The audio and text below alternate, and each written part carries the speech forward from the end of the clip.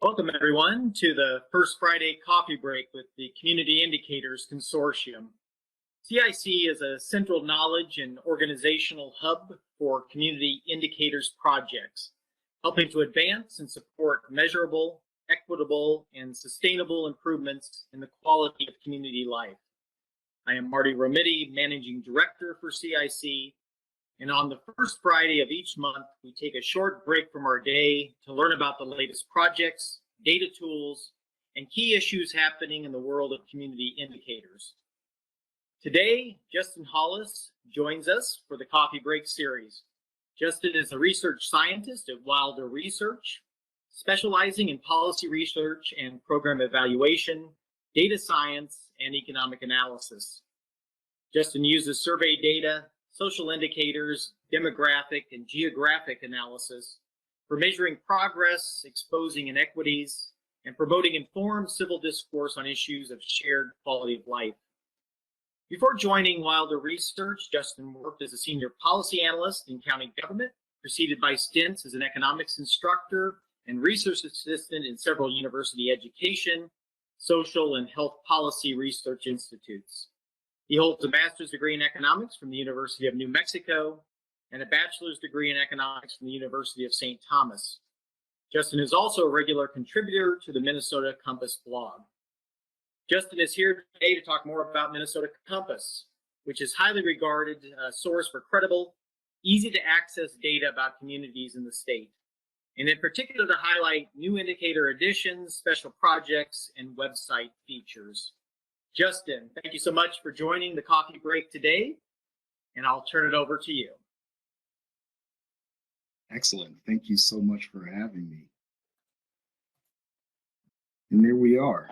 So, as was mentioned, Minnesota Compass is a social indicators project, and we really exist to provide access to data for policy makers and community leaders to make informed decisions about the populations that they serve. So we try to position ourselves to build strong communities, and we do this in a couple of ways by first understanding the trends so that we can better plan for them. We want to make sure that we have representation from all parts of our state. We exist to shape policy for the greatest reach and the greatest impact, and for maintaining an informed public. We do this by providing unbiased and credible information, by tracking trends and measuring progress on the issues that impact Minnesota's communities and our shared quality of life, by identifying disparities, including trend data by race, age, gender, income, and by providing additional resources to address community issues. We're an organization that is supported by a collaborative of foundations, and really the indicators that we curate are the result of intense community collaboration, where we convene a governance, a steering committee, and topic advisory groups to make sure that we have indicators that are most informative and impactful for our communities. So we host indicators on a number of quality of life issues, in addition to the demographic and geographic information that we have on our site. And then in addition, we do, data analysis. We write articles. We host a podcast.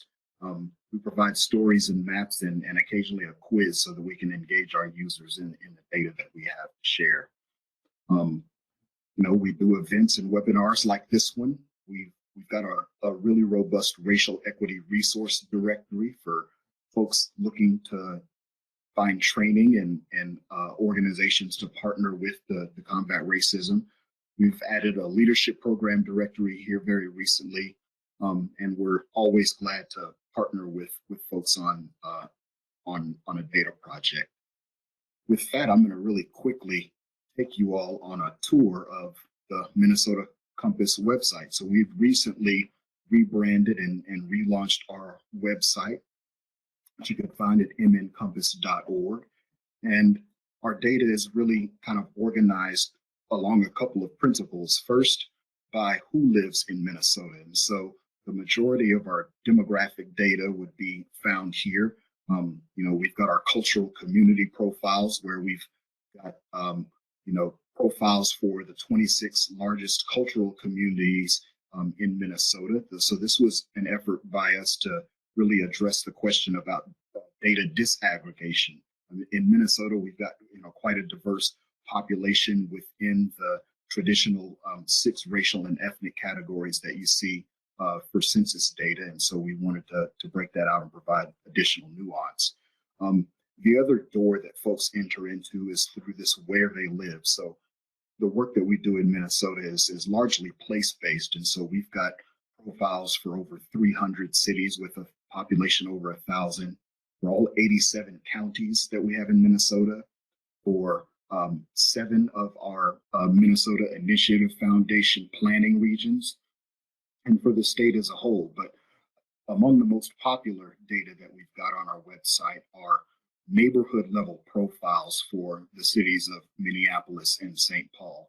And so this really helps community leaders sort of drill down and gain information that's very, very specific to the neighborhoods that they live and work in.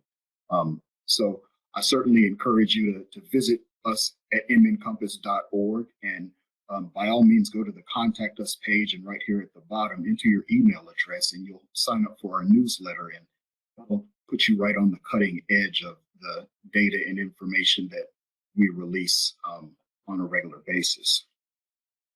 Today, I wanted to talk with you about some special projects that we do. So in addition to the demographic and geographic information that we provide indicators for, over this last year, we've certainly had a time with COVID pandemic. So, we've committed to regularly assembling and updating data related to COVID-19 in a dedicated special section of our website. So in addition to key measures like cases, testing, hospitalizations, deaths, and vaccinations, we're providing context on data with information about chronic disease prevalence and social determinants of health, so that we can help policymakers identify communities that are at higher risk for more severe outcomes as a result of the pandemic. But we're also tracking important quality of life measures that are impacted by the pandemic. So we've got data on food and housing insecurity, depression and anxiety, as well as small business and broader economic impacts as a result of the pandemic. Another special project I wanted to briefly mention was our STEM education and opportunity in Minnesota.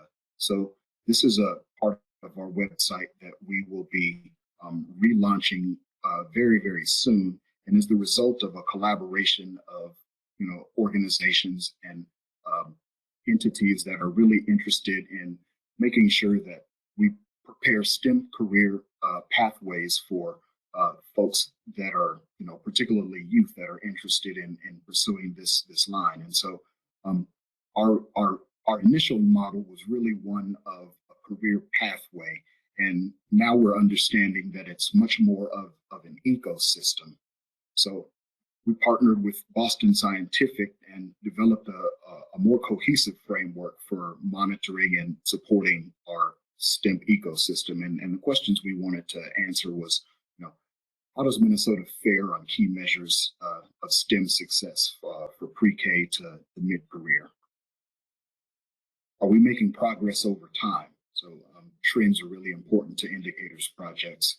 And then what strategies can stakeholders employ to ensure that Minnesotans have access to a high quality STEM education? And it's really this question of access that we wanted to address with this set of indicators to ensure that the onus, the responsibility for ensuring a robust, STEM educated future and workforce was placed on the systems and institutions and not on the learners themselves. So the indicators were selected to inform stakeholders on how our state is performing among 4 critical components of comprehensive STEM growth, which are identity, achievement, interest, and access. And so, identity is really about whether or not students and young people can see themselves in STEM currently and in the future. They see themselves as being part of the STEM ecosystem. Achievement, of course, we've got indicators of enrollment and success in STEM-related coursework.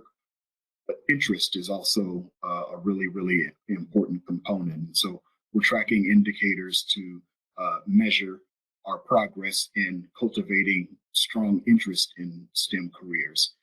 But all of this is really predicated on systems making sure that there is equitable access to STEM technologies in the classroom and other resources that are important for learners. So the access piece is really important when it comes to sector alignment, to funding for STEM activities, teacher and professional development and practices, making sure that we're addressing and eliminating barriers like money and transportation or parental involvement. But a lot of this has to do with perceptions and the extent to which we can help cultivate interest and identity in STEM. And STEM culture is really about making sure that we have safe and welcoming environments for young people, particularly diverse young people who want to get into STEM, and then the availability of STEM courses in middle and high school. So this is a section of our website that we're going to be really, really excited about relaunching here in the very near future, and I encourage you to come and visit. The last, special project I wanted to talk about, something that we recently launched in partnership with the Bush Foundation, is our Who Leads in Minnesota section. So this is really about the fact that, it matters who leads in your area. Leaders shape our institutions, they define organizational culture, and they make decisions that have long-standing and wide-ranging impacts on people and communities.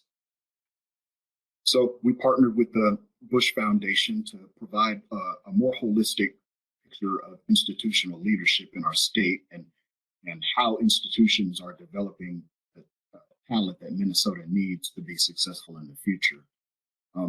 Demographic data on who holds positions of leadership in business, government, and nonprofits in Minnesota haven't always been readily available or easily accessible, nor is information about what fosters equitable and inclusive leadership. So we wanted to, crack that and make sure that we made this information available and accessible so that we can start to address some of the inequities when it comes to who leads in Minnesota.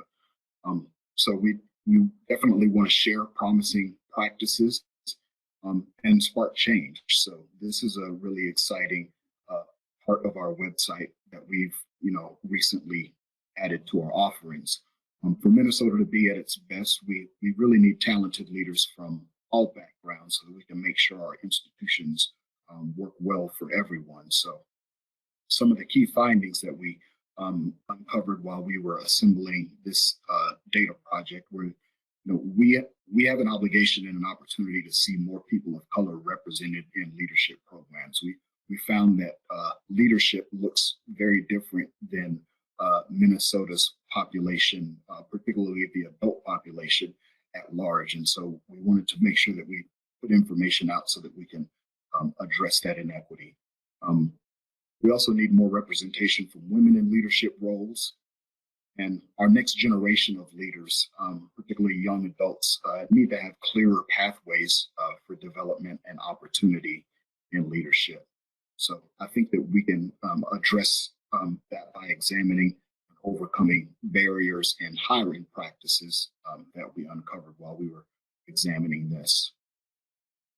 That's my contact information, but I'm going to take another trip over to Minnesota Compass and share with you exactly where to find some of these resources. So I talked about these are special projects I wanted to highlight during today's coffee break. So the COVID-19 data can be found here. And as I mentioned, in addition to the key measures of case counts, testing, hospitalization, deaths, and vaccinations, we've got indicators along a number of different social determinant dimensions, chronic health conditions, economic and small business impacts, and these really important quality of life measures. So this is a really rich and robust part of our website that's helping to keep the public informed. Additionally, I wanted to talk about some of the resources that we have available. So our racial equity resource directory is a searchable database or directory of racial equity programs, training providers, and other organizations that are working to combat racism and increase cultural competency. So, users can find a fit for their organizations by either the audience, by the type of service that the directory listee provides, or geographically by the region in Minnesota that they're looking for. And this is a fairly substantial resource for folks in our area. Particularly as we go into next week, the trial of Derek Chauvin will begin, and the Racial Equity Resource Directory really saw a huge spike in its usage last summer following the killing of George Floyd. So we know that this is an important and impactful resource for our users. And then lastly, I talked about our STEM project. And so this will be getting a rebranding and a refresh according to, interest, achievement, and identity, really that ecosystem that I talked about earlier. And so we're going to be really excited, and you all are the first to see that rebranding. So with that, I'm going to take a pause and maybe hand it back over to Marty to see if there are maybe any questions that I can address. Yes, Justin, thanks so much for the presentation. And yes, there are a couple questions coming in, and so I'm going to pose them to you. As we're calling this a coffee break, so we're all colleagues at a coffee break. We'll just have a conversation here. And so Justin, Will had mentioned we were all adapting to COVID, and the Minnesota Compass and Wilder went out and basically tried to help measure that impact. So his question was, how are people using your COVID information, and is there any evidence that having this information leads to better decisions? So what's kind of been the response and the pickup on that? Yeah, thank you for the question. I think one of the more impactful ways that we've seen this information used is used by media.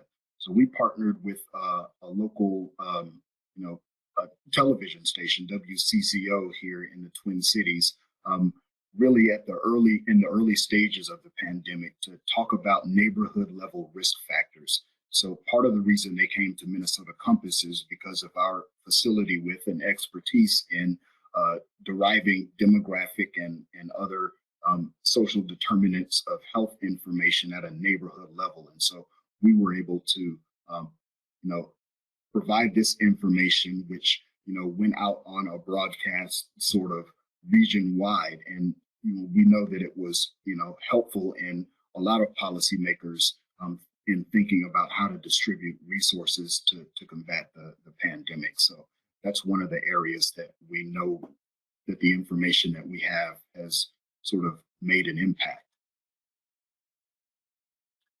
And then a problem that a lot of us face when we're trying to do community indicators and have data-driven decisions around community indicators, the outcomes we're looking for, like equity and quality of life improvements, is how often is data refreshed and tracking? So Quentin asked about tracking trends as being important. So how often are you able to obtain updated information from your primary data sources in order to update the trend lines?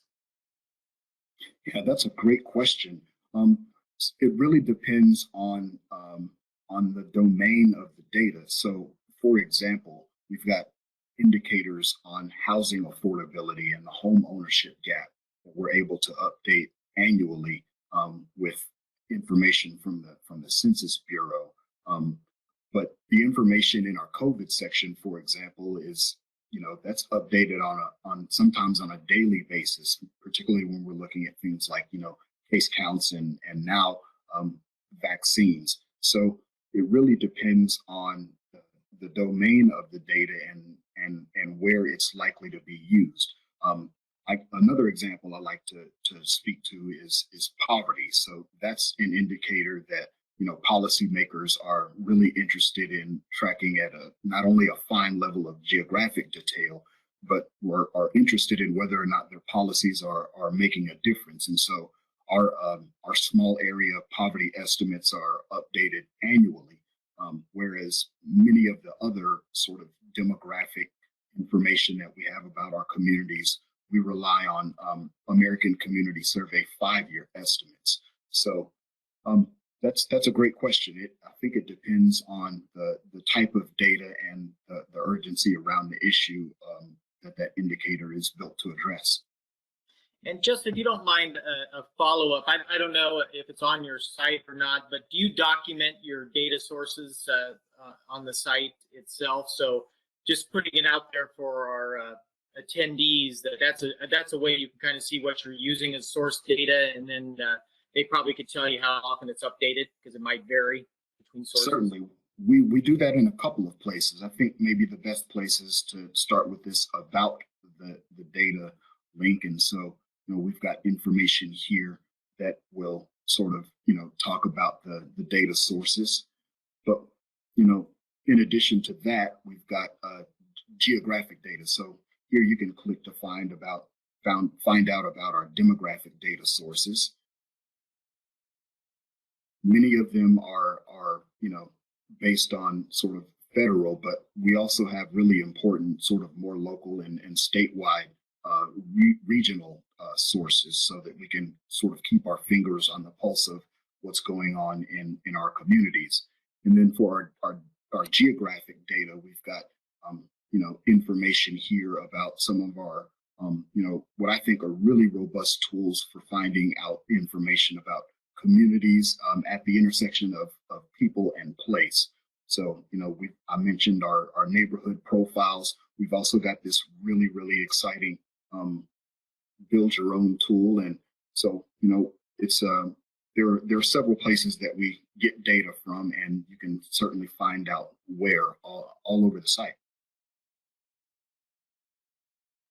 Oh, fantastic. Thank you so much. And as with a coffee break, all of our coffee or teas are cooling down now, so we're trying to keep these to nice, manageable, less than 30 minutes. But I do want to ask one more question, if I could, Justin. It's really impressive what you've done responding to COVID, working on STEM, a major issue for all of us around the country and globe, as well as who's leading.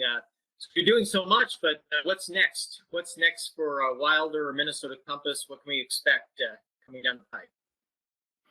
Thanks so much. Yeah, a lot of it has to do with some partnerships that we're continuing to form across the state and across the country. And so, one thing that I wanted to sort of highlight maybe with the what's next is our build your own profile tool. So we're finding that far more of our users are interested in place. So we've built a map-based tool where users can select from either predefined geographies and get a profile about a particular city or county or school district or legislative district.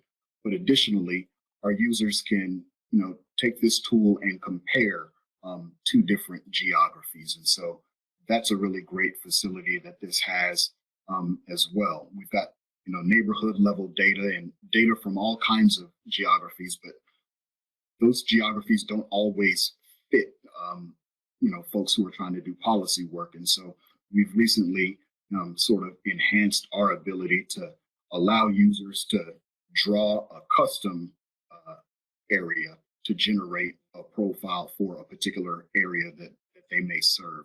So we're going to be continuing to enhance this tool to make it, more accessible, easier to use, and, more precise in terms of delivering data and information to folks who can use it.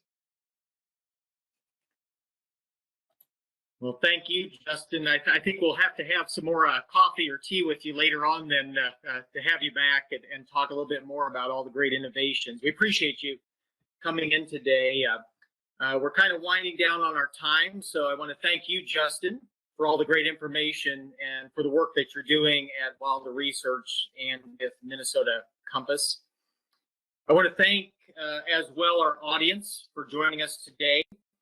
Join us again next month. The CIC Coffee Break Series is a ongoing series, so every first Friday. So next Friday, or the next series will be on Friday, April 2nd at the same time, where we will learn more about the cost of living as a community indicator. For more information on the Community Indicators Consortium, you can visit us at our website, www.communityindicators.net. With that, happy sipping and have a great weekend, everyone.